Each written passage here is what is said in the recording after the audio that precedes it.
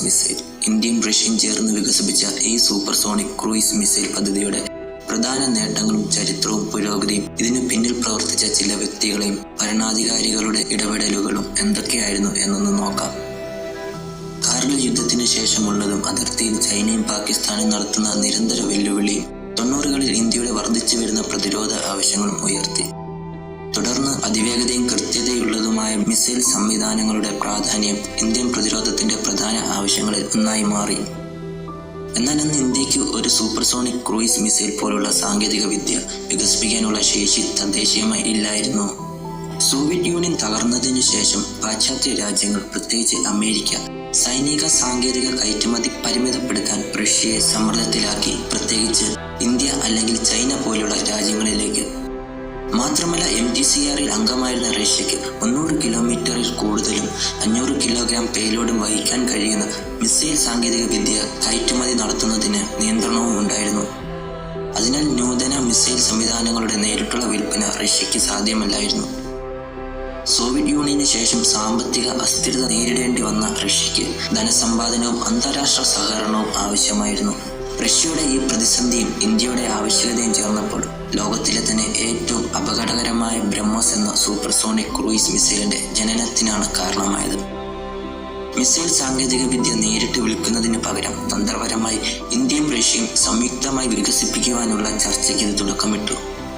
1995 Indian പ്രധാനമന്ത്രി PV Narasimha റാവുവിന്റെ ഭരണകാലത്താണ് ബ്രഹ്മോസ് സംരംഭത്തിന് അംഗീകാരം ലഭിച്ചത്. ബ്രഹ്മോസ് എയ്റോസ്പേസ് സ്ഥാപിതമായത് 1998 ജനുവരി 12-നാണ്. അന്ന് ഇന്ത്യൻ പ്രധാനമന്ത്രി അടൽ ബിഹാരി വാജ്പേയി ആയിരുന്നു. ഇന്ത്യയുടെ അന്നത്തെ പ്രതിരോധ മന്ത്രിയായ മുലായം സിംഗ് യാദവിന്റെ ശാസ്ത്ര ഉപദേഷ്ടാവും DRDOയുടെ ചെയർമാനുമായിരുന്ന ഡോക്ടർ APJ അബ്ദുൽ കലാമും റഷ്യയുടെ ഉപപ്രതിരോധ മന്ത്രിയായ NV മിഖൈലോവും ചേർന്നാണ് ഈ സംയുക്ത സംരംഭത്തിന് തുടക്കം കുറിച്ചത്. 1999 ബ്രഹ്മോസ് എയ്റോസ്പേസ് സ്ഥാപിതമായി. ഇന്ത്യയുടെ പ്രതിരോധ ഗവേഷണ വികസന സംഘടനയായ DRDOയും റഷ്യയുടെ NPO മെഷിനോസ്ട്രീനയും ചേർന്നാണ് ബ്രഹ്മോസ് എയ്റോസ്പേസ് സ്ഥാപിച്ചത്. തുടക്കത്തിൽ 250 ദശലക്ഷം തുകയായിരുന്നു പദ്ധതിക്കായി നിക്ഷേപിച്ചത്.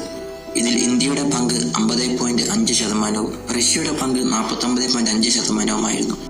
ബ്രഹ്മോസ് മിസൈൽ പദ്ധതിയുടെ രൂപകൽപ്പന, വികസനം, ഉൽപാദനം, വിപണനം എന്നിവയായിരുന്നു ഈ സംയുക്ത സംരംഭത്തിന്റെ പ്രധാന ലക്ഷ്യങ്ങൾ.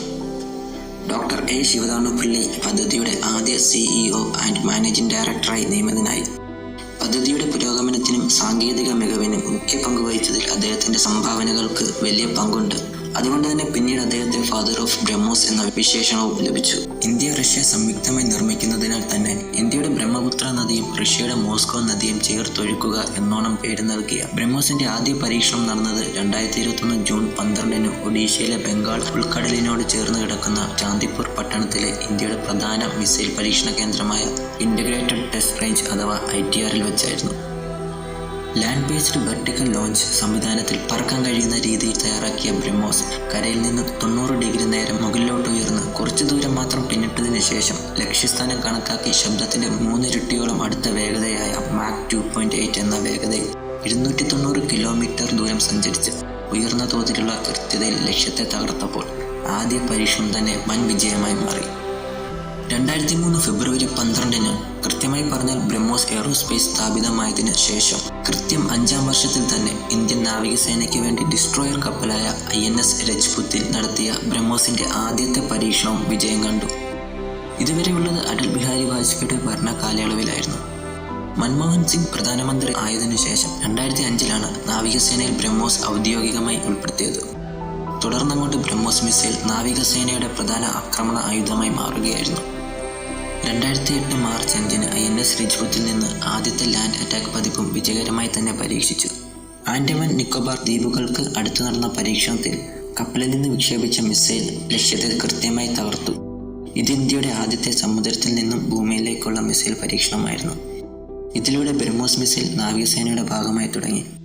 ഇതേ വർഷം തന്നെയാണ് മിസൈൽ ഘടകങ്ങളുടെ ഉൽപാദനം വർദ്ധിപ്പിക്കുന്നതിനായി 1000 കോടി രൂപ നിക്ഷേപിച്ചുകൊണ്ട് തിരുവനന്തപുരത്തുള്ള കെൽടെക് ഏറ്റെടുത്ത് ബ്രഹ്മോസ് എയ്റോസ്പേസ് ട്രിവാൻഡ്രം ലിമിറ്റഡ് സ്ഥാപിച്ചത്. അതോടെ പദ്ധതിയിൽ ഇന്ത്യയുടെ പങ്ക് 50.5%-ൽ നിന്ന് 65%-ആക്കി ഉയർത്തി. 2009-ലാണ് ബ്രഹ്മോസ് 2 മിസൈലിന്റെ വികസനം ഔദ്യോഗികമായി ഇന്ത്യയും റഷ്യയും തമ്മിൽ ധാരണാപത്രം ഒപ്പിട്ടത്. ഇത് മാക് 6 തൊട്ട് 7 വരെ, അതായത് മണിക്കൂറിൽ 7400 തൊട്ട് 8500 കിലോമീറ്റർ വേഗതയിൽ ഏകദേശം 1500 കിലോമീറ്റർ വരെ വ്യാപ്തിയും ലക്ഷ്യമിടുന്ന ഹൈപ്പർസോണിക് ക്രൂയിസ് മിസൈലാണ്. 2010 ഇതിന്റെ വികസന പ്രവർത്തനങ്ങൾ ആരംഭിച്ചെങ്കിലും പല സാങ്കേതിക കാരണങ്ങളാലും പരീക്ഷണങ്ങൾ വൈകിട്ടുണ്ട്. 2026 അല്ലെങ്കിൽ 2027 ആദ്യ പരീക്ഷണം നടത്തും എന്നാണ് പ്രതീക്ഷ.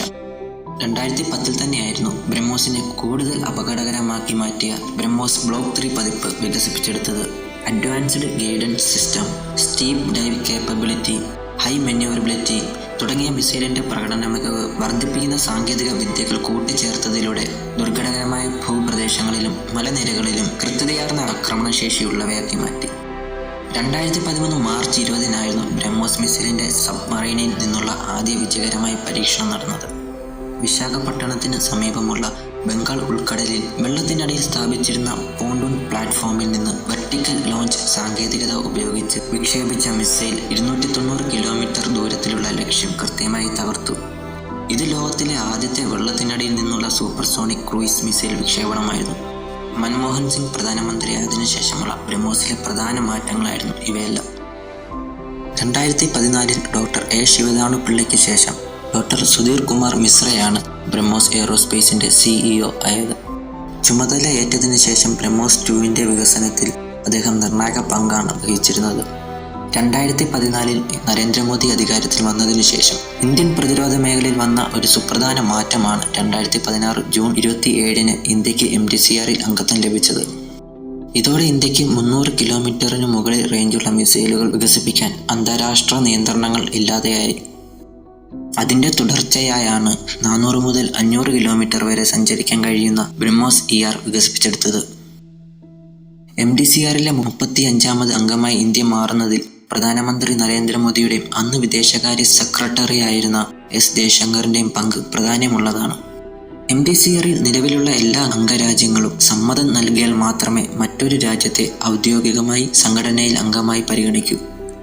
മുൻപ് ഇന്ത്യ അംഗമാകുന്നതിൽ എതിർപ്പ് പ്രകടിപ്പിച്ചിട്ടുള്ള ഇറ്റലി ഉൾപ്പെടെ 34 അംഗരാജ്യങ്ങളുടെ പിന്തുണ നേടാൻ ഇന്ത്യൻ ഗവൺമെന്റ് നയതന്ത്ര തലത്തിൽ നടത്തിയ ശക്തമായ ഇടപെടലാണ് MTCR-ൽ അംഗമാകുന്നതിൽ വഴിതുറന്നത്. അംഗമായതോടുകൂടി ഇന്ത്യക്ക് മിസൈലുകൾ, പ്രത്യേകിച്ച് ബ്രഹ്മോസ് പോലുള്ളവ മറ്റു രാജ്യങ്ങളിലേക്ക് കയറ്റുമതി ചെയ്യാനും മിസൈലുകളുടെ ദൂരപരിധി വർദ്ധിപ്പിക്കാനുമുള്ള സാധ്യതകൾ തുറക്കുകയും ചെയ്തു. 2017 നവംബർ 22-ന് നടന്ന മറ്റൊരു സുപ്രധാന പരീക്ഷണമായിരുന്നു വ്യോമസേനയ്ക്ക് വേണ്ടി പരീക്ഷിച്ച ബ്രഹ്മോസ് A. ഇന്ത്യൻ വ്യോമസേനയുടെ സുഖോയ് 30 MKI യുദ്ധവിമാനത്തിൽ നിന്ന് വിക്ഷേപിച്ച ബ്രഹ്മോസ് A മിസൈലുകൾ ബംഗാൾ ഉൾക്കടലിൽ സമുദ്രത്തെ അടിസ്ഥാനമാക്കി വെച്ച ലക്ഷ്യത്തെ തകർത്തപ്പോൾ അതൊരു സൂപ്പർസോണിക് ക്രൂയിസ് മിസൈൽ യുദ്ധവിമാനത്തിൽ നിന്ന് സമുദ്രത്തിലേക്ക് പരീക്ഷിച്ച ലോകത്തെ ആദ്യത്തെ വിജയകരമായ ഒരു പരീക്ഷണമായി മാറി. വിമാനത്തിൽ നിന്ന് 500 മുതൽ 14,000 മീറ്റർ ഉയരത്തിൽ നിന്ന് വിക്ഷേപിക്കാൻ പറ്റുന്ന 2.5 ടൺ ഭാരമുള്ള ബ്രഹ്മോസ് A മിസൈലിന് മാക് 2.8 വേഗതയിൽ ഏകദേശം 500 കിലോമീറ്റർ ദൂരം സഞ്ചരിക്കാൻ കഴിയും. 2018 മേക്ക് ഇൻ ഇന്ത്യ പദ്ധതിയുടെ ഭാഗമായ UP defence corridor Indian government പ്രഖ്യാപിച്ചു.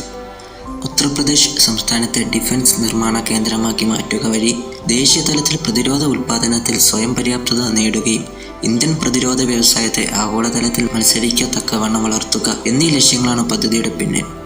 ബ്രഹ്മോസ് എയ്റോസ്പേസ് ഇവിടെ മുഖ്യ പങ്കാണ് വഹിക്കുന്നത്. നിർമ്മാണത്തിന് ഇന്ത്യൻ പങ്ക് 65-ൽ നിന്നും 70% ഉയർത്തുകയും ചെയ്തു.